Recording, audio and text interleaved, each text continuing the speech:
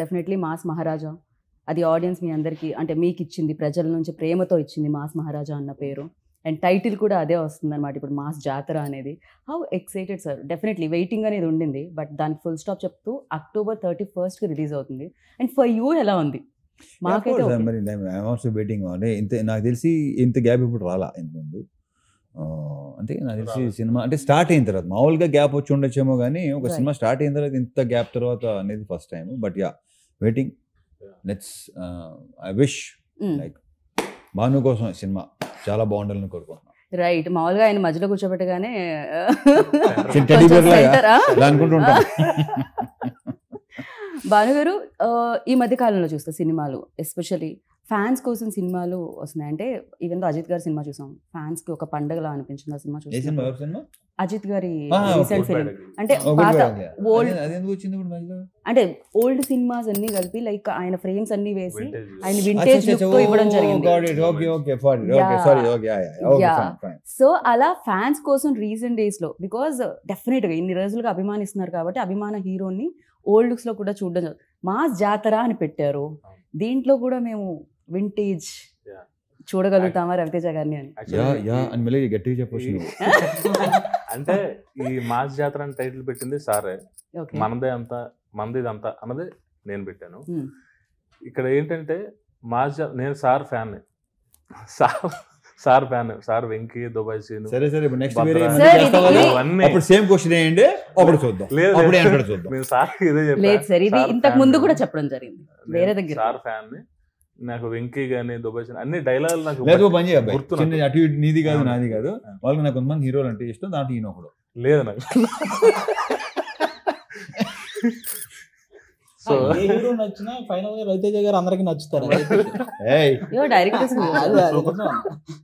So sir movie dialogues, Venky అయితే నాకు చాలా ఇష్టం, ఎన్నిసార్లు చూసాను తెలియదు. సో ఆ డైలాగ్ అన్ని నాకు గుర్తు. సో ఈడియట్ గానే అవన్నీ. సో నా ఫస్ట్ మూవీ సార్తో చేయడం నేను అసలు ఎక్స్పెక్ట్ చేయలేదు. ఇది అందులోనే ఆయన ట్యాగ్ లైన్ మాస్ మహారాజ్ అనేదానికి ఈ సినిమా టైటిల్ మాస్ జాతర అని పడ్డం. ఫస్ట్ యాక్చువల్గా మాస్ జాతర అనగానే చిన్న టెన్షన్ వచ్చింది, ఎందుకంటే మాస్ జాతర ఒక సాలిడ్ టైటిల్ అని అర్థమైంది. So so after that responsibility ఇంకా బాగా సో బాగా వచ్చింది.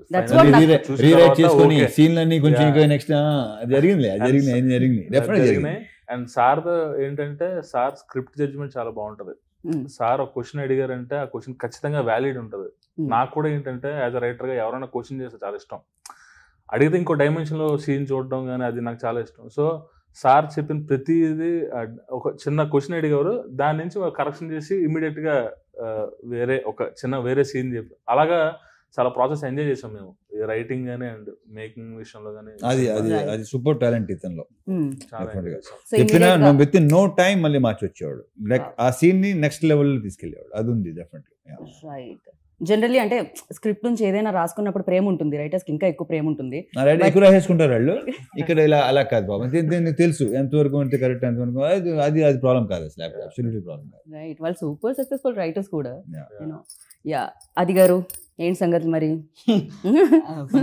మొత్తం బ్రైట్ గా ఉంది, అసలు మామూలుగా లేదు మీ షర్ట్. ఫ్యూచర్ ఆల్వేస్ బ్రైట్ గా ఉంటుంది, వెండి తెర మీద బుల్లి తెర మీద. ఆ బ్రైట్నెస్ ఇంకొంచెం పెరిగింది అయితే రవితేజ గారితో ధమాకా సినిమా చేసిన తర్వాతే. రైట్. ఆ ధమాకా సినిమాలో మీతో ధమాకా సినిమాలో సార్ ఎంకరేజ్మెంట్ తోనే ఏదైతే రావు రమేష్ గారికి నాకు మధ్య ఉన్న ఆ సీన్స్ చాలా బాగా వర్కౌట్ అయినాయి. ఆ తర్వాత నుంచి ఆల్మోస్ట్ రవితేజ గారి ప్రెస్ సినిమాలో చేస్తున్నాను నేను. అంటే బతికున్నంత కాలం ఎనర్జీగా ఉంటూ ఎంటర్టైన్ చేయాలనుకుంటున్న ప్రతి ఒక్కరికి రవితేజ గారి ఇన్స్పిరేషన్. ఇంకా సార్ మధ్య మధ్యలో ఇలాంటి ఉపశమనం కోసం చెప్తుండేనా సార్? ఉపశమనం కోసం ఏ ఉపశమనం ఏంటో నాకు చాలా ఇబ్బందిగా ఉంటుంది. అలానే కాదు, రైమింగ్ ఆయన టైమింగ్ పెట్టిన పేరు అది అసలు. కానీ బేసిక్ గా నువ్వు ఏ సెట్ కైనా వెళ్ళు, హీరో అవని లేకపోతే ఎవరైనా కమెడియన్ అవని, పొద్దున్నే ఎదురేమనుకో అదే ఎలా ఉన్నావు ఇది ఓకే, సాయంత్రం ఎలా అంటారు అది ఓకేనా వస్తాను ఇది కదా, అదే ఎలా ఉన్నావు పొద్దున, మళ్ళీ హీరో గారు సాయంత్రం కూడా అదే ఓకే బాయ్, ఇదే ఎనర్జీ ఆ షూట్ అయిపోయిన తర్వాత కూడా. రైట్. ఆయన టైమింగ్ అమేజింగ్ గా ఉంటుంది, మీ టైమింగ్ ఉంటుంది, మీ ఇద్దరి మధ్యలో ఆ కాంబినేషన్ సీన్స్ ఇందులో ఎలా ఉండబోతున్నాయి? అంటే చెప్పినట్టు చూడండి, చూపించినట్టు. ఖచ్చితంగా చాలా చాలా మంచి ఫన్ సీన్స్ చాలా ఉన్నాయి. నేను కానీ అజయ్ ఘోష్ గారు కానీ మా కాంబినేషన్లో రవితేజ గారితో చేసే ఆ ఫన్ ఎలిమెంట్స్ చాలా ఉన్నాయి. అవి థియేటర్లో చాలా బాగా పేలుతాయి. రైట్. రవి సార్, లైక్ డెఫినెట్గా ఇన్ని ఇయర్స్, ఇన్ని సినిమాలు, సో బోల్డ్ అని మాస్ ఎంటర్టైనర్స్ మీరు చేయడం జరిగింది.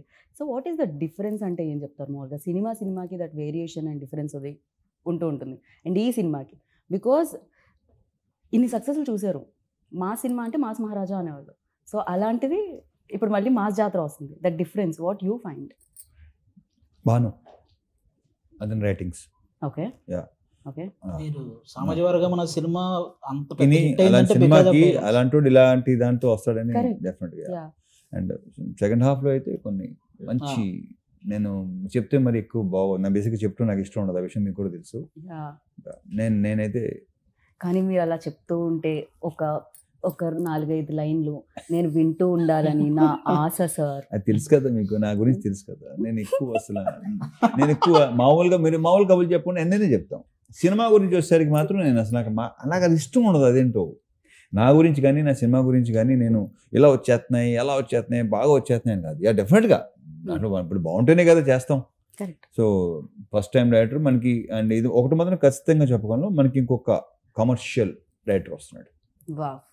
అది మాత్రం ఖచ్చితంగా చెప్పగలను. అండ్ ఇంకొక విషయం సార్, ఇందాక రాగానే ఎంట్రీలో నేను మీ సిస్టర్ని కలిసాను సార్. ఆవిడ యంగరా ఎల్డరా? ఇప్పుడు ఈ మాట విందంటే గౌరవేస్తుంది. ఆవిడ లేరు కదా లోపల, మా అమ్మాయి. But yeah same like like మేము బేసిక్ గానే డాటర్ అండ్ ఫాదర్ లో ఉండం, like best buddies. Right. And ఇప్పుడు అన్నారు మాస్ జాతర టైటిల్ ఒక బాధ్యత అయితే మాస్ మహారాజుని హ్యాండిల్ చేయడం డెఫినెట్గా రైటింగ్ నుంచి డైరెక్షన్, అంటే పేపర్ మీద పెట్టడం దగ్గర నుంచి విజువల్ ఎంతమంది చూస్తూ ఉంటారు అక్కడ తీసుకొని రావడం, హౌ టఫ్ ఇట్ ఈజ్ అండి for you, like especially handling ఇంత ఇమేజ్ ఉన్న యాక్టర్? స్టార్టింగ్ అయితే ఆఫ్టర్ సార్తో పని చేయకముందు, అంటే ఆ రోజు ఫస్ట్ డే షూట్ ఆ టైం కదా, నైట్ నాకు నిద్ర పట్టలేదు, టెన్షన్ బాగా అనిపించింది. సో సార్ వచ్చిన తర్వాత కూల్ చేస్తారు. సార్ గురించే కదా అని అడిగారు మీరు, అందుకే నిద్రపోలేదు కదా లేకపోతే?